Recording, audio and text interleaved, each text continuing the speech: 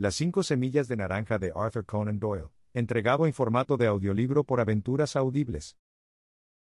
Cuando repaso mis notas y registros de los casos de Sherlock Holmes entre los años 82 y 90, me enfrento a muchos que presentan cosas extrañas y características tan interesantes que no es fácil saber cuál elegir y cuál dejar. Algunos, sin embargo, ya han obtenido publicidad a través de los periódicos y otros no han ofrecido un campo para esas cualidades peculiares que mi amigo poseía en tan alto grado, y que el objeto de estos artículos es ilustrar. Algunas también han desconcertado su habilidad analítica y serían, como narraciones, comienzos sin final, mientras que otras han sido aclaradas solo parcialmente, y sus explicaciones se basan más en conjeturas y conjeturas que en esa prueba lógica absoluta que fue tan importante. Querido por él. Hay, sin embargo, uno de estos últimos que fue tan notable en sus detalles y tan sorprendente en sus resultados que me siento tentado a dar alguna explicación de él a pesar del hecho de que hay puntos en conexión con él que nunca han sido mencionados. Y probablemente nunca lo será completamente aclarado. El año 87 nos proporcionó una larga serie de casos de mayor o menor interés, de los que conservo los registros. Entre los títulos de este año, encuentro un relato de la aventura de la Cámara Paradol, de la sociedad mendicante aficionada, que tenía un club de lujo en la bóveda inferior de un almacén de muebles, de los hechos relacionados con la pérdida de los británicos.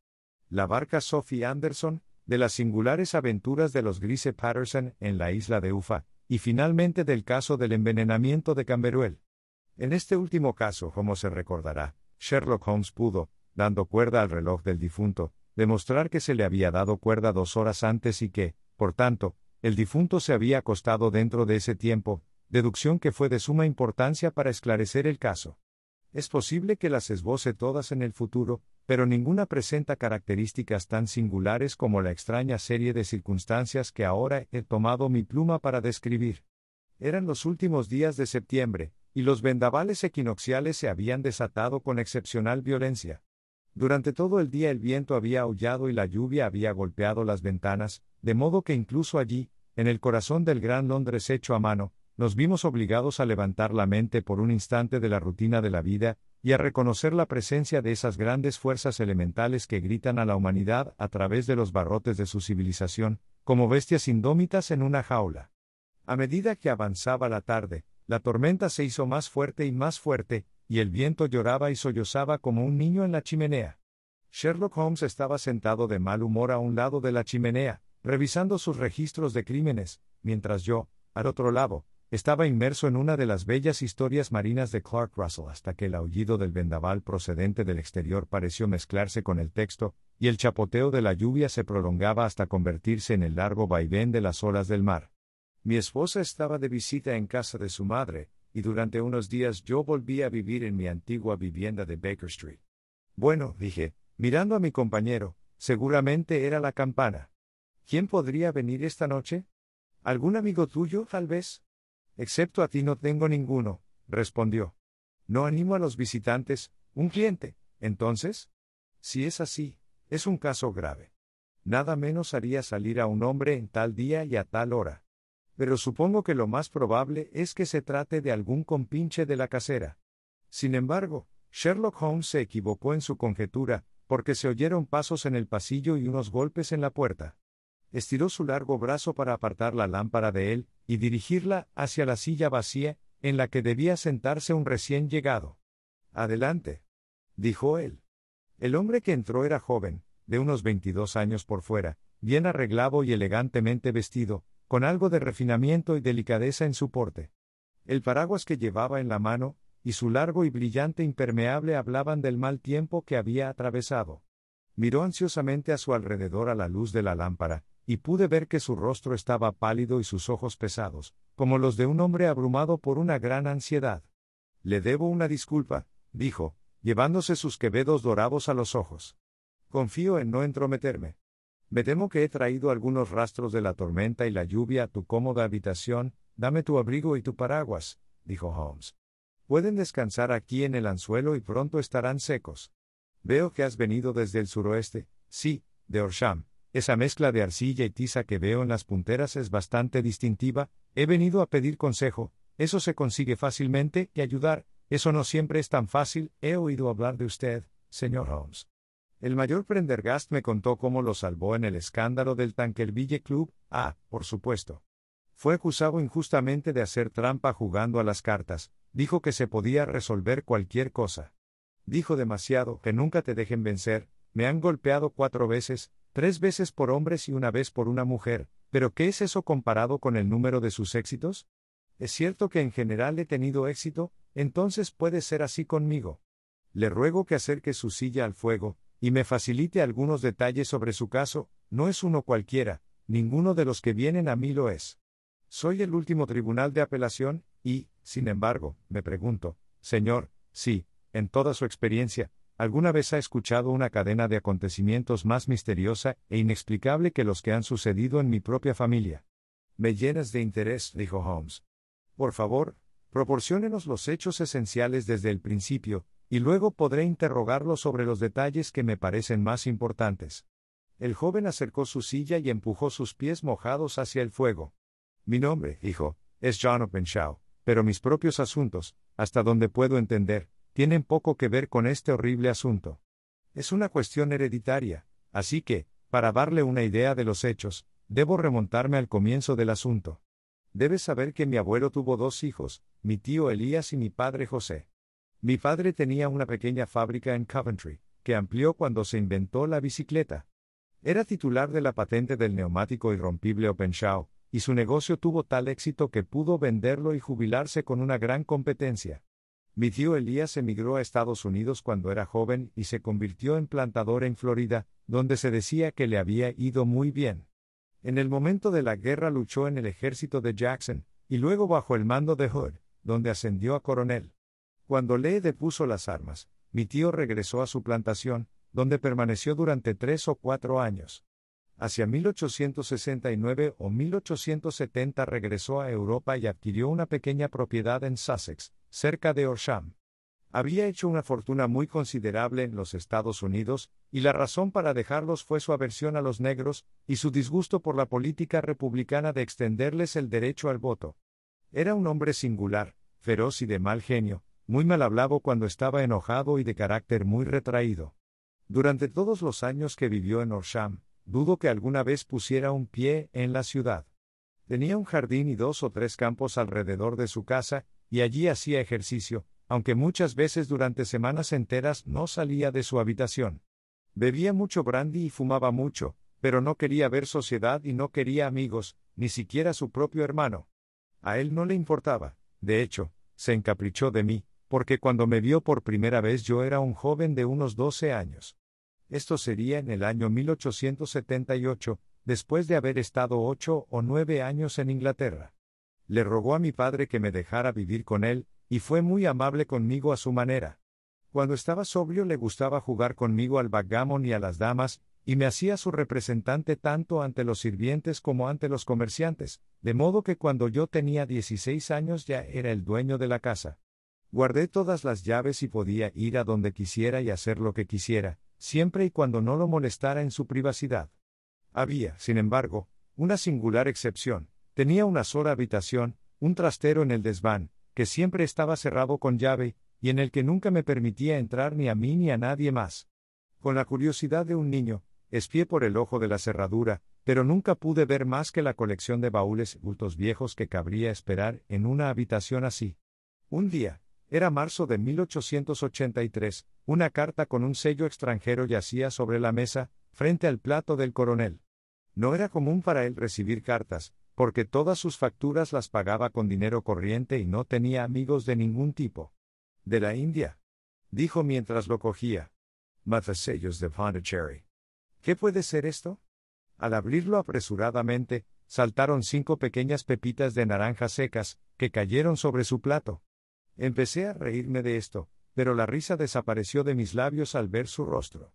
Su labio había caído, sus ojos sobresalían, su piel del color de la masilla, y miró fijamente el sobre que aún sostenía en su mano temblorosa. «¡KKK!», gritó, y luego, Dios mío, mis pecados me han alcanzado». «¿Qué pasa, tío?». Lloré. «Muerte», dijo, y levantándose de la mesa se retiró a su habitación, dejándome palpitando de horror. Cogí el sobre y vi garabateada con tinta roja en la solapa interior, justo encima del chicle, la letra K repetida 3 veces.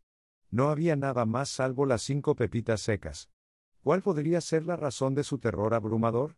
Dejé la mesa del desayuno y, mientras subía las escaleras, lo encontré bajando con una vieja llave oxidada, que debía haber pertenecido al desván, en una mano y una pequeña caja de latón, como una caja de dinero, en la otra.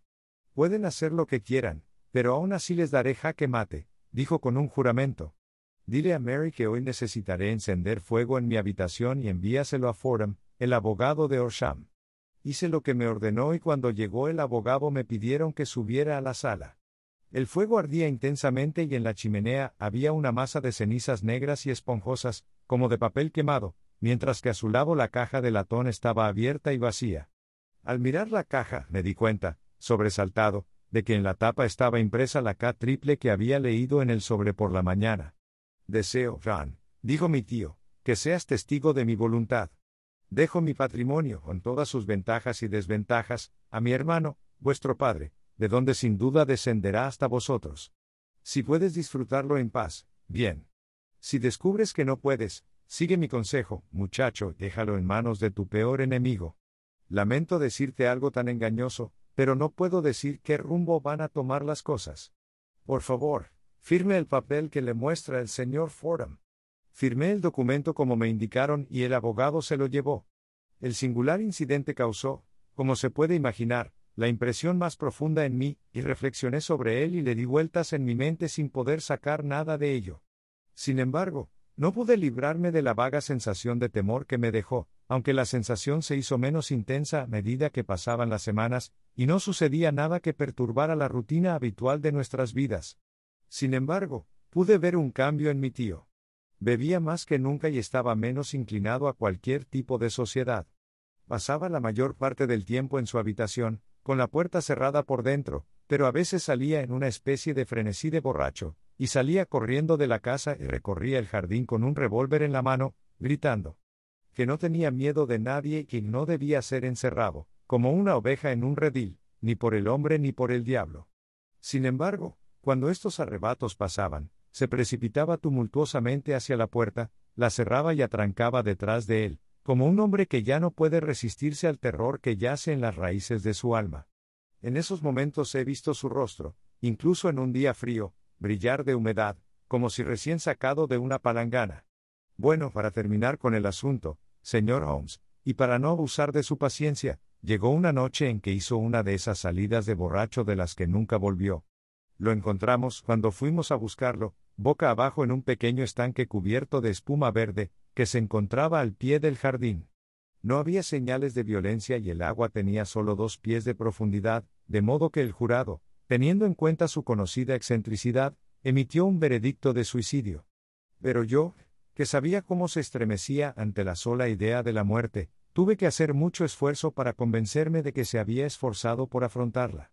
Sin embargo, el asunto pasó y mi padre tomó posesión de la propiedad, y de unas 14.000 libras esterlinas que tenía en su haber en el banco. Un momento, intervino Holmes, preveo que su declaración es una de las más notables que he escuchado jamás. Déjame saber la fecha en que tu tío recibió la carta y la fecha de su supuesto suicidio. La carta llegó el 10 de marzo de 1883. Su muerte fue 7 semanas después, la noche del 2 de mayo. Gracias.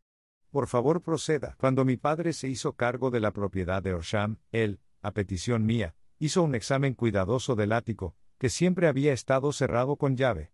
Allí encontramos la caja de latón, aunque su contenido había sido destruido. En el interior de la portada había una etiqueta de papel con las iniciales del KKK repetidas y debajo cartas, memorandos, recibos y un registro. Suponemos que estos indicaban la naturaleza de los documentos que habían sido destruidos por el coronel Openshaw. Por lo demás, no había nada de mucha importancia en el ático, salvo una gran cantidad de papeles y cuadernos dispersos relacionados con la vida de mi tío en América. Algunos de ellos eran de la época de la guerra, y demostraban que había cumplido bien con su deber y que tenía reputación de soldado valiente. Otros pertenecían a la época de la reconstrucción de los estados del sur y se ocupaban principalmente de la política, ya que evidentemente había desempeñado un papel importante en la oposición a los políticos de bolsa que habían sido enviados desde el norte. Bueno, Era a principios del 84 cuando mi padre vino a vivir a Horsham, y todo nos fue lo mejor posible hasta enero del 85. El cuarto día después del año nuevo oí a mi padre dar un agudo grito de sorpresa mientras estábamos sentados juntos a la mesa del desayuno. Allí estaba, sentado con un sobre recién abierto en una mano, y 5 pepitas de naranja secas en la palma extendida de la otra. Siempre se había reído de lo que él llamaba mi historia disparatada sobre el coronel, pero parecía muy asustado y desconcertado ahora que a él le había sucedido lo mismo. ¿Por qué? ¿Qué diablos significa esto, John? Tartamudeó. Mi corazón se había vuelto hacia el plomo. Es el KKK, dije. Miró dentro del sobre. Así es, gritó. Aquí están las mismas cartas. ¿Pero qué es esto escrito encima de ellos? Pon los papeles en el reloj de sol, leí, mirando por encima de su hombro. ¿Qué papeles? ¿Qué reloj de sol? Preguntó. El reloj de sol en el jardín. No hay otro, dije, pero los papeles deben ser los que se destruyen. ¡Puh! Dijo, aferrándose con fuerza a su coraje. Estamos en una tierra civilizada y no podemos cometer tonterías de este tipo. ¿De dónde viene esa cosa? ¿De Randy? Respondí, mirando el matasellos. Una broma absurda, dijo. ¿Qué tengo que ver con los relojes de sol y los papeles? No haré caso de semejantes tonterías. Sin duda debería hablar con la policía, dije. Y que se rían de mis dolores. Nada de ese tipo. Entonces déjame hacerlo. No, te lo prohíbo. No permitiré que se armen escándalos por semejantes tonterías. Fue en vano discutir con él, porque era un hombre muy obstinado. Sin embargo, anduve con el corazón lleno de presentimientos. Al tercer día después de recibir la carta, mi padre salió de casa para visitar a un viejo amigo suyo, el mayor Freebody, que está al mando de uno de los fuertes de Portsdown Hill. Me alegré de que se fuera, porque me parecía que estaba más lejos del peligro cuando estaba fuera de casa. Sin embargo, en eso me equivoqué. Al segundo día de su ausencia recibí un telegrama del mayor implorándome que fuera inmediatamente. Mi padre se había caído en uno de los profundos pozos de tiza que abundan en el vecindario y yacía sin sentido, con el cráneo destrozado. Corrí hacia él, pero falleció sin haber recuperado jamás el conocimiento. Al parecer, había regresado de Faream al anochecer, y como el país le era desconocido, y el pozo de tiza no estaba vallado, el jurado no dudó en dictar un veredicto de muerte por causas accidentales. Al examinar cuidadosamente todos los hechos relacionados con su muerte, no pude encontrar nada que pudiera sugerir la idea de un asesinato. No había señales de violencia, ni huellas de pisadas, ni robo, ni registro de que se hubieran visto extraños en las carreteras. Y, sin embargo, no necesito decirles que mi mente estaba lejos de estar tranquila y que estaba casi seguro de que se había tejido algún malvado complot en torno a él. De esta manera siniestra llegué a mi herencia. ¿Me preguntarás por qué no lo deseché? Respondo porque estaba convencido de que nuestros problemas dependían de alguna manera de un incidente en la vida de mi tío, y que el peligro sería tan apremiante en una casa como en otra. Fue en enero del 85 cuando mi pobre padre encontró su fin, y desde entonces han transcurrido 2 años y 8 meses. Durante ese tiempo viví felizmente en Horsham, y comencé a tener esperanzas de que esta maldición hubiera desaparecido de la familia, y hubiera terminado con la última generación. Sin embargo, había empezado a sentir consuelo demasiado pronto. Ayer por la mañana el golpe cayó en la misma forma en que había recibido a mi padre. El joven sacó de su chaleco un sobre arrugado y, volviéndose hacia la mesa, sacudió sobre él 5 pepitas de naranja secas. Este es el sobre, continuó. El matasellos es Londres, División Este. Dentro están las mismas palabras que estaban en el último mensaje de mi padre, KKK, y luego pon los papeles en el reloj de sol. ¿Qué has hecho? Preguntó Holmes. Nada, nada. A decir verdad, hundió el rostro entre sus manos delgadas y blancas. Me he sentido impotente. Me he sentido como uno de esos pobres conejos cuando la serpiente se retuerce hacia él. Parece que estoy en las garras de un mal irresistible e inexorable, contra el cual ninguna previsión ni ninguna precaución pueden protegerme. Vaya. Gesto de desaprobación. Gritó Sherlock Holmes. Debes actuar, hombre, o estás perdido. Nada más que la energía puede salvarte. Este no es momento para la desesperación. He visto a la policía, pero escucharon mi historia con una sonrisa. Estoy convencido de que el inspector se ha formado la opinión de que todas las cartas son bromas pesadas, y que las muertes de mis parientes fueron en realidad accidentes, como afirmó el jurado, y no debían estar relacionados con las advertencias. Holmes agitó sus manos apretadas en el aire. «Increíble imbecilidad», gritó. «Sin embargo, me han permitido tener un policía, que puede quedarse en casa conmigo. ¿Ha venido contigo esta noche?» «No. Sus órdenes eran quedarse en la casa». De nuevo Holmes deliraba en el aire. «¿Por qué viniste a verme?», dijo, y, sobre todo, ¿por qué no viniste inmediatamente? Yo no lo sabía. Recién hoy hablé con el mayor Prendergast sobre mis problemas, y él me aconsejó que acudiera a usted. Realmente han pasado 2 días desde que recibiste la carta. Deberíamos haber actuado antes de esto. Supongo que no tiene más pruebas que las que nos ha presentado, ningún detalle sugestivo que pueda ayudarnos. Hay una cosa, dijo John Openshaw. Hurgó en el bolsillo de su abrigo y, sacando un trozo de papel descolorido y teñido de azul, lo puso sobre la mesa. «Recuerdo», dijo, «que el día en que mi tío quemó los papeles observé que los pequeños márgenes sin quemar que yacían entre las cenizas eran de este color particular. Encontré esta única hoja en el suelo de su habitación, y me inclino a pensar que puede ser uno de los papeles que tal vez se haya desprendido de entre los demás, y de esa manera haya escapado a la destrucción. Más allá de la mención de los pips, no veo que nos ayude mucho. Yo mismo creo que es una página de algún diario privado. El escrito es sin duda de mi tío». Holmes movió la lámpara y ambos nos inclinamos sobre la hoja de papel, que por su borde irregular mostraba que efectivamente había sido arrancada de un libro. Llevaba el título Marzo de 1869 y debajo estaban las siguientes notas enigmáticas: 4 to. Llegó Hudson. La misma plataforma de siempre. 7.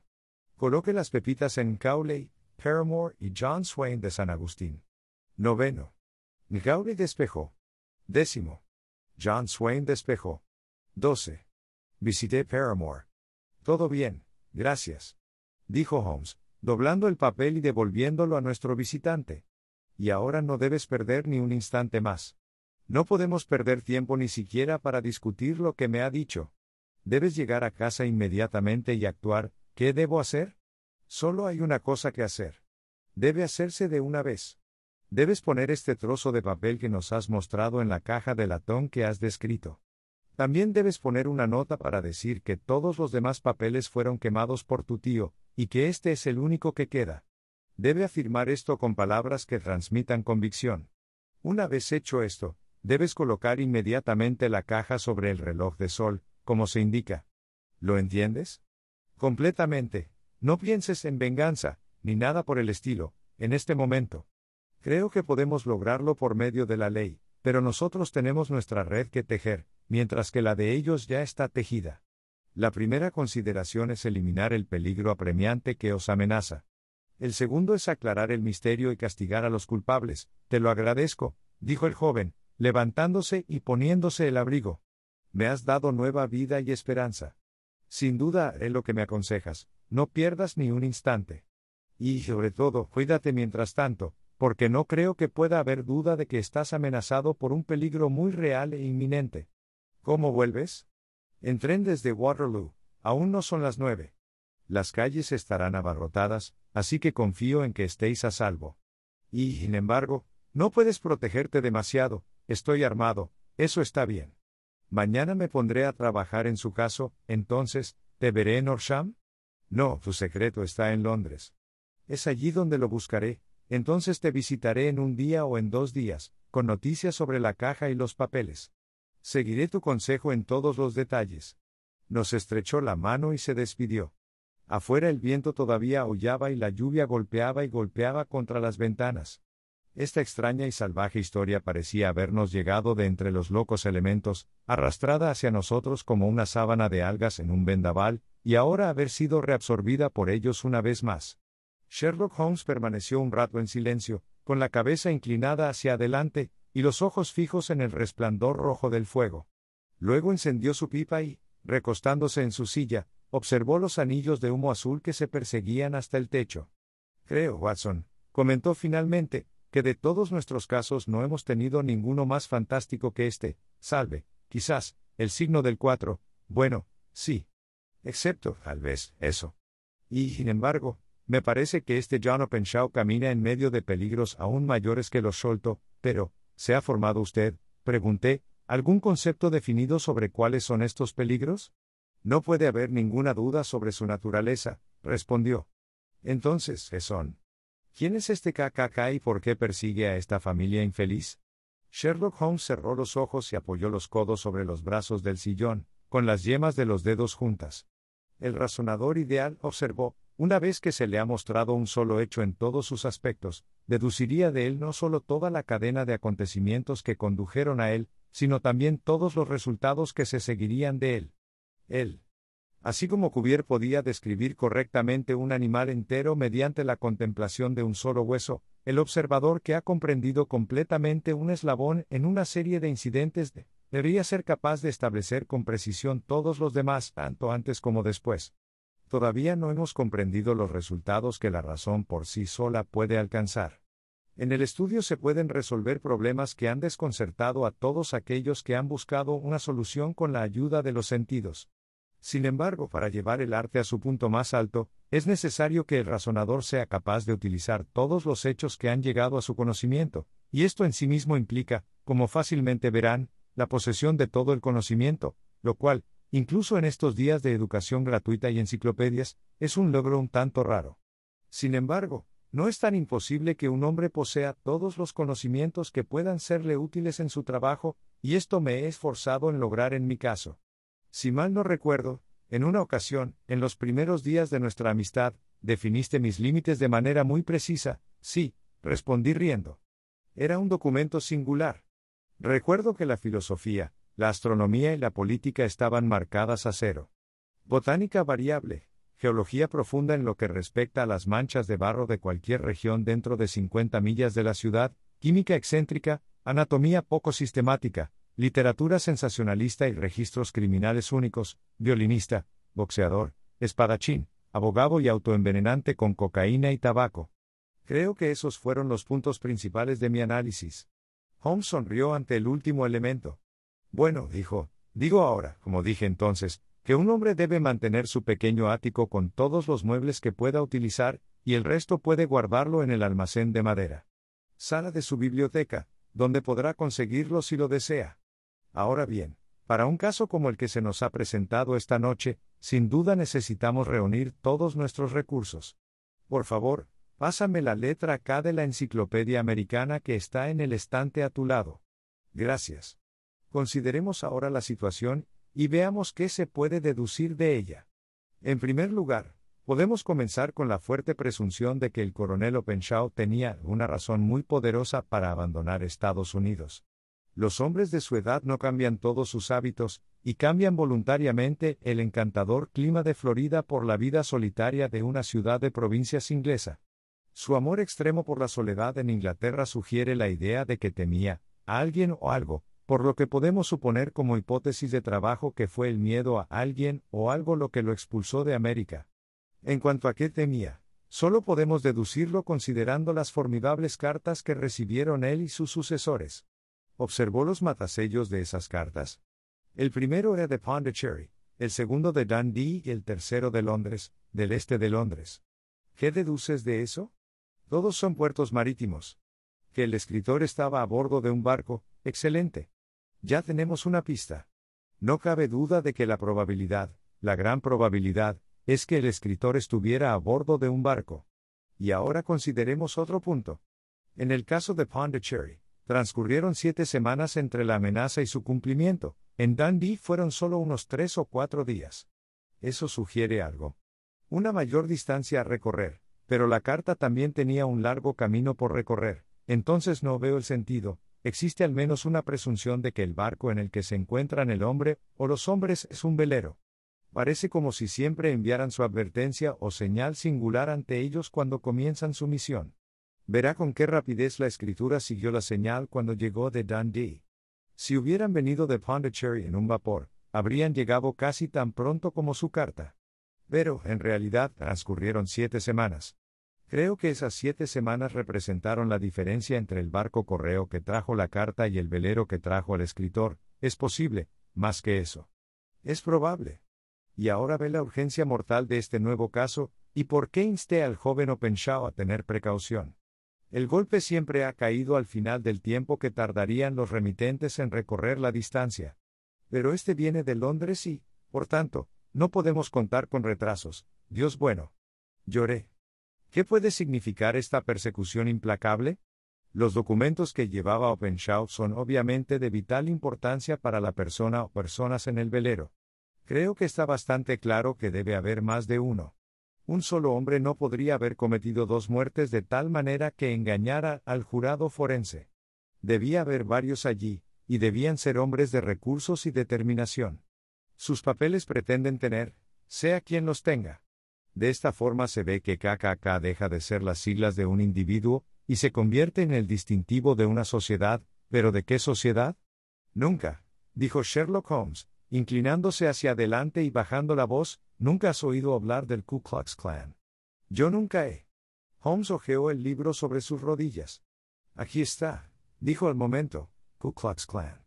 Un nombre derivado del extraño parecido con el sonido producido al amartillar un rifle. Esta terrible sociedad secreta fue formada por algunos ex soldados confederados en los estados del sur después de la Guerra Civil, y rápidamente formó ramas locales en diferentes partes del país, especialmente en Tennessee, Luisiana, las Carolinas, Georgia y Florida. Su poder se utilizó con fines políticos, principalmente para aterrorizar a los votantes negros y asesinar y expulsar del país a quienes se oponían a sus opiniones.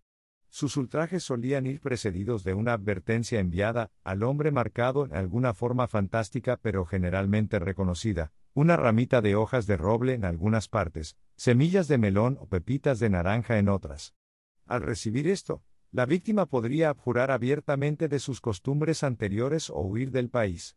Si se atrevía a afrontar el asunto, la muerte le sobrevendría infaliblemente, y normalmente de alguna manera extraña e imprevista. Tan perfecta era la organización de la sociedad y tan sistemáticos sus métodos, que apenas hay un caso registrado en el que algún hombre haya logrado desafiarla con impunidad, o en el que alguno de sus ultrajes haya sido rastreado hasta sus perpetradores. Durante algunos años la organización floreció a pesar de los esfuerzos del gobierno de los Estados Unidos, y de las clases más ricas de la comunidad del sur. Finalmente, en el año 1869, el movimiento colapsó de manera bastante repentina, aunque ha habido brotes esporádicos del mismo tipo desde esa fecha. Observará, dijo Holmes, dejando el volumen, que la repentina ruptura de la sociedad coincidió con la desaparición de Openshaw de América con sus papeles. Bien pudo haber sido causa y efecto. No es de extrañar que él y su familia tengan algunos de los espíritus más implacables tras sus huellas. Puede comprender que este registro y diario puedan implicar a algunos de los primeros hombres del sur, y que puede haber muchos que no dormirán tranquilos por la noche hasta que se recuperen. Entonces la página que hemos visto es tal como podríamos esperar. Corrió, si no recuerdo mal, envió los puntos A, B y C, es decir, les envió la advertencia de la sociedad.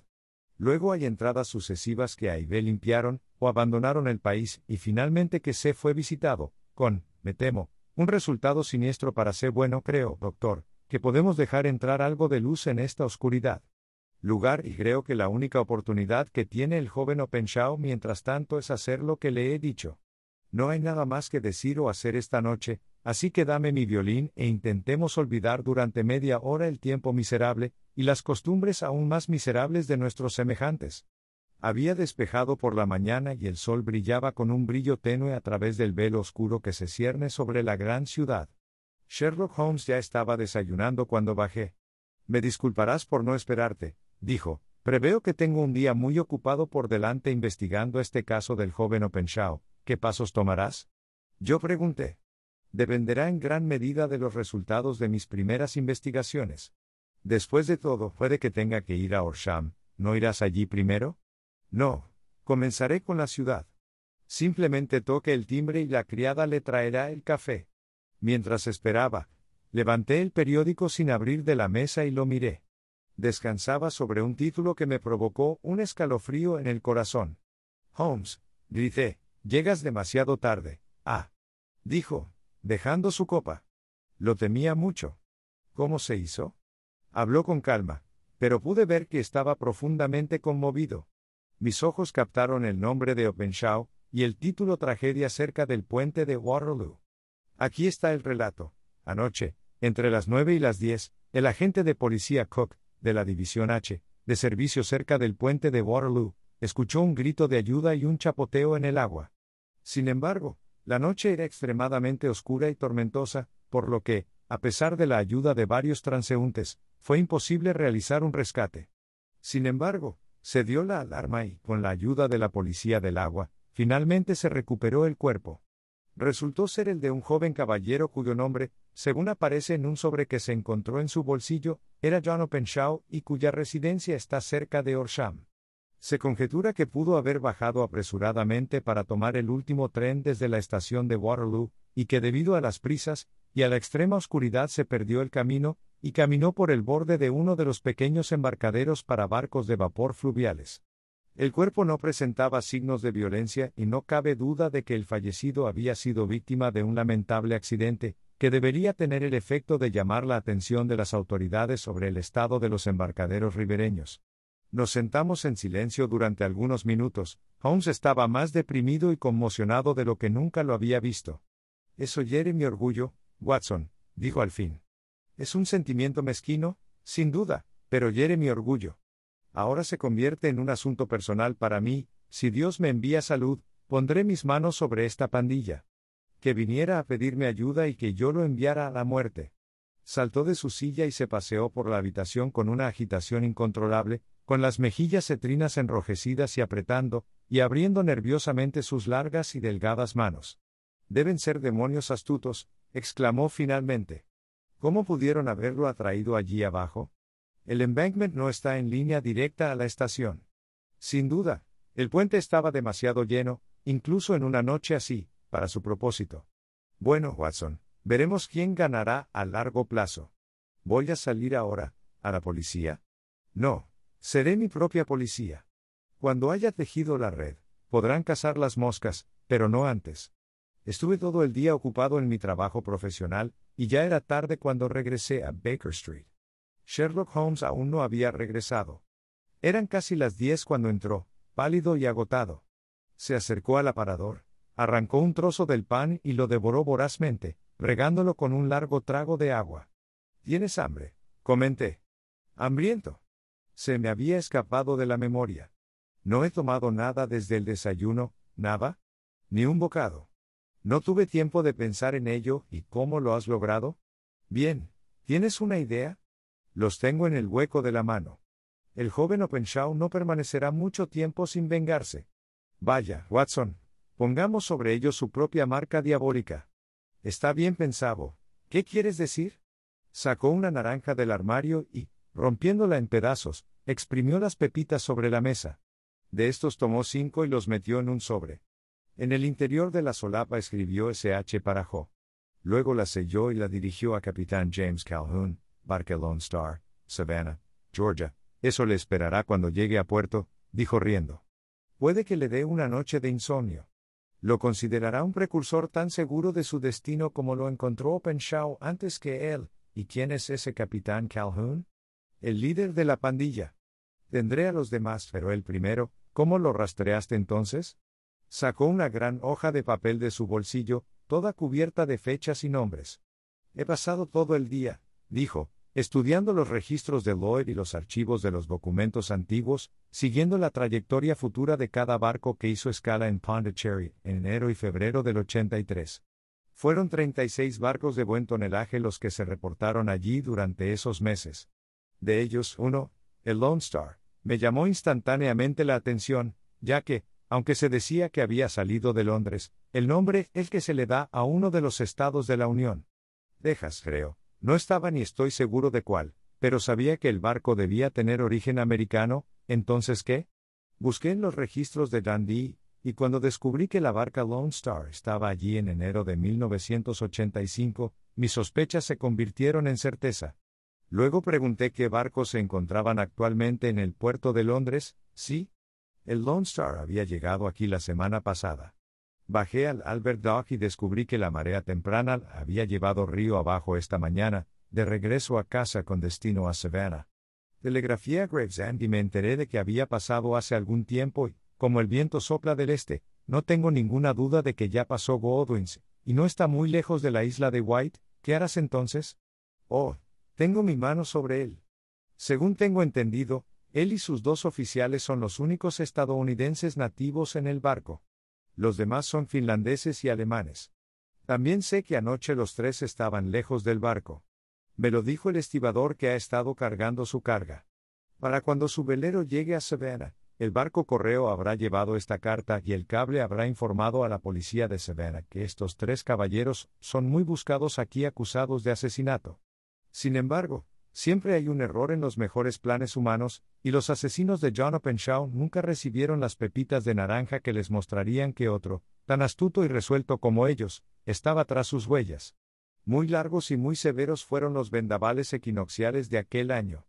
Esperamos mucho por noticias sobre la estrella solitaria de Savannah, pero nunca nos llegó ninguna. Por fin nos enteramos de que en algún lugar lejano del Atlántico se vio el poste de popa de un barco destrozado balanceándose en el seno de una ola, con las letras LS grabadas en él, y eso es todo lo que sabremos de él. El destino de la estrella solitaria.